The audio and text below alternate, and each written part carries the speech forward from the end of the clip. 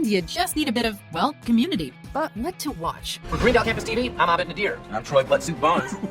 Welcome to WatchMojo.com, and today we're counting down our picks for the top 10 episodes of Community. Sounds like you guys had a lot of fun. Yep. Honestly, I don't know how we're gonna top it next year. Oh, I got a pitch. Why use guns? Take a hose and spray the whole school with paint. Every inch of it. Actually, we kind of did that. Haven't you been to the library? I'm working my way there. For this list, we're taking a look at the episodes from the show's numerous seasons that we found to be the most worth watching and engaging overall. Whether they excel in drama, character building, concepts, or comedy, we found their appeal to be undeniable. Oh, Britta's in this? I got a Christmas time for me. I got a Christmas time for a treat. No. Number 10, Contemporary American Poultry. You wanna be sheep? Keep flocking. Wanna be wolves? Form a pack. And that was it. It was that simple. At that moment, we stopped being a family and started being a family. In italics. Frustrated by a shortage of chicken fingers in the Greendale cafeteria, the study group decides to fight it mafia style. At Greendale, they were always out of chicken fingers. So whoever could get them had power. And I was the guy in the apron. So I came up with the system. And pretty soon half the chicken in Greendale was going out the side door. That's the premise of this late season 1 episode, setting up a number of loving nods to classic crime movies like Goodfellas and The Godfather. But the family's success started to go to their heads. Jeff Winger concocts a scheme to get lunch food for his friends that's actually edible, and eventually that results in each member of the study group being consumed by a vice, with self-aware student Abed Nadir at the center of it all. I'd given them everything, and somehow I'd lost their respect. So I did the only thing I could think of. I did what I thought Jeff would do. I sent them a message. His conflict with Jeff is as funny as it is ultimately heartwarming. Plus, there's a monkey with a silly name. Well, that's really. Yeah, it's pretty cool being friends with the biggest man on campus. Isn't that right, Annie's boobs? Please rename that thing. Number 9, Conspiracy Theories and Interior Design. Hello? Tell your little friend to stop snooping around night school. Otherwise, things might get explosive.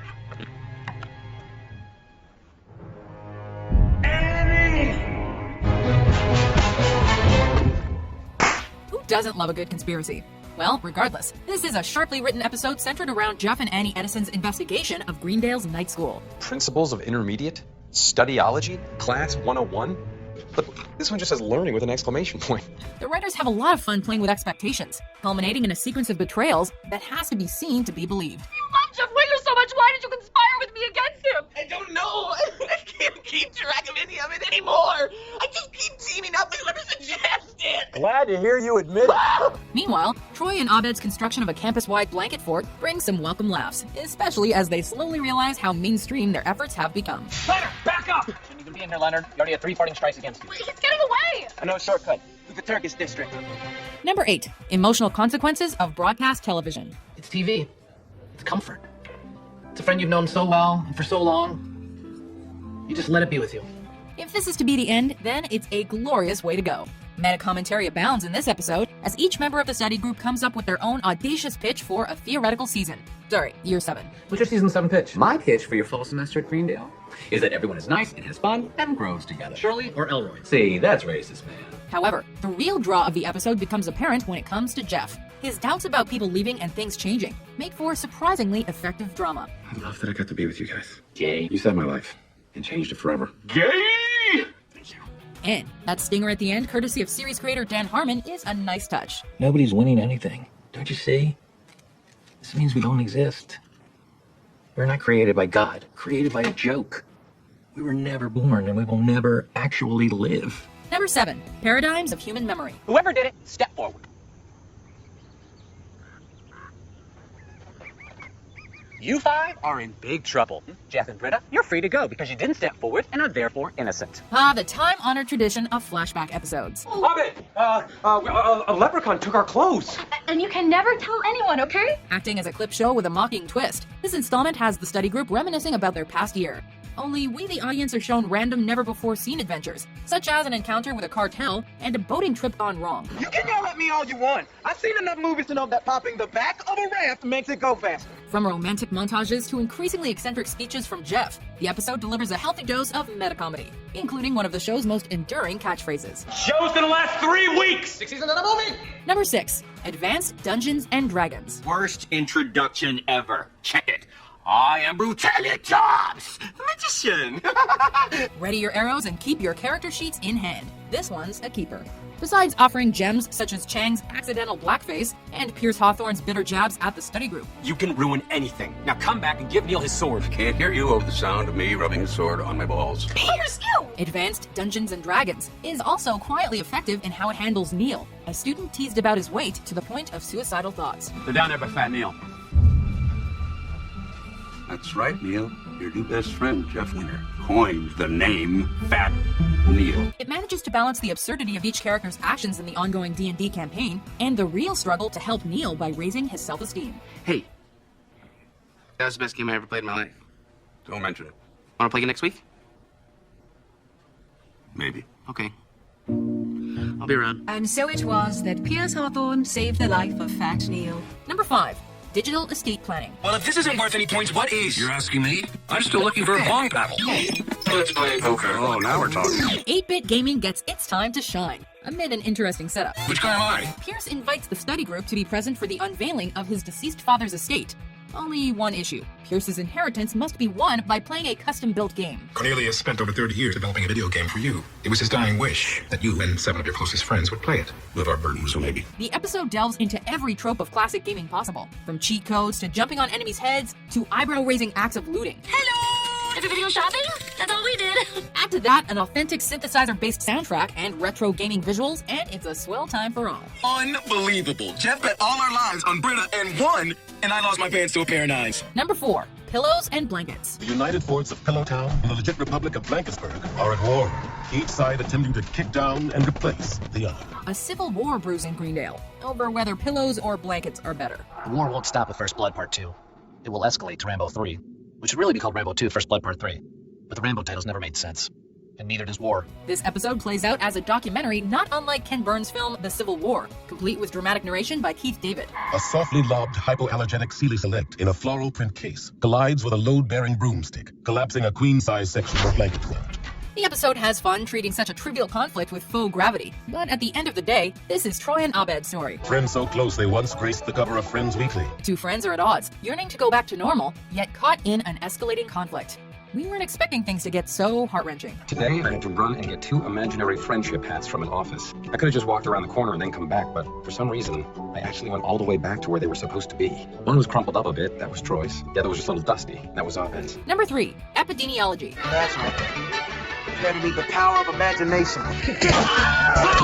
Fear the dead. Or in this case, the brain-damaged living. Okay, last question, and I know it's a long shot, but did anybody happen to shut off the Dean's playlist? 2% milk, eggs, deodorant, puppy chow, black light, whole milk, not for drinking, cotton swab. It's officially a waking nightmare. Such is the case for Epidemiology, a not-so-token Halloween episode about questionable food causing a zombie-like sickness to spread. This may be food poisoning. Rich, what did I tell you? To rule out food poisoning. Yes, but also not to say the word out. It comes down to the study group to restore order and save the day. If they can survive long enough, that is. Special?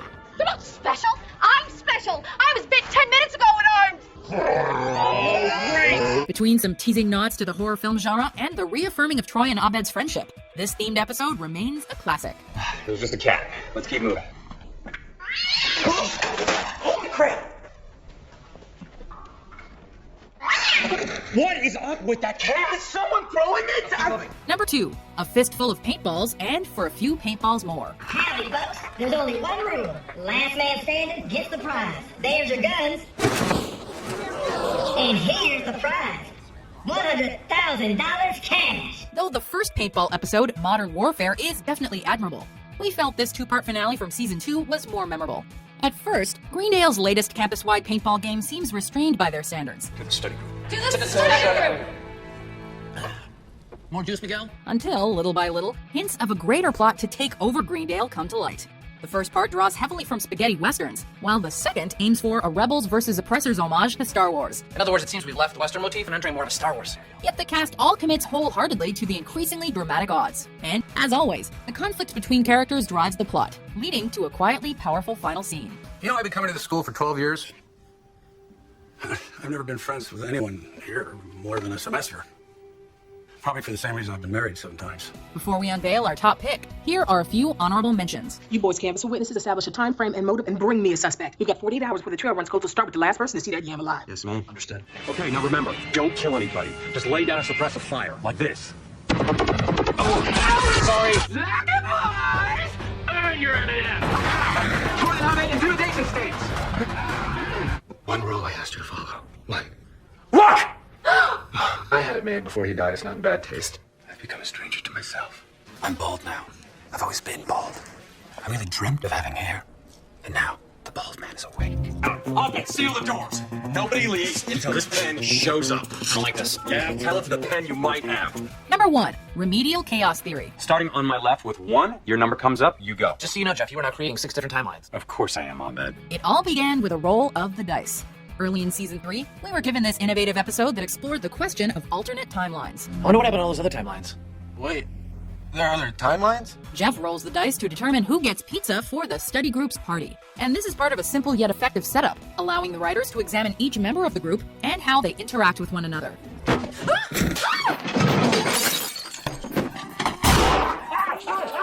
What the hell? The resulting 7 timelines, each varying based on who is present, are equal parts funny and thoughtful, revealing how amazing Community's character-driven stories can be. Cool.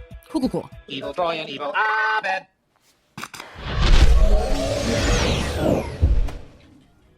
Do you agree with our list? Greendale is the best school in the entire world. What's your favorite episode of Community? Butterfly in the sky. I can go twice as high. For more episodic top 10s published every day, be sure to subscribe to WatchMojo.com. Son, see you next week. Well, that is, if I still exist.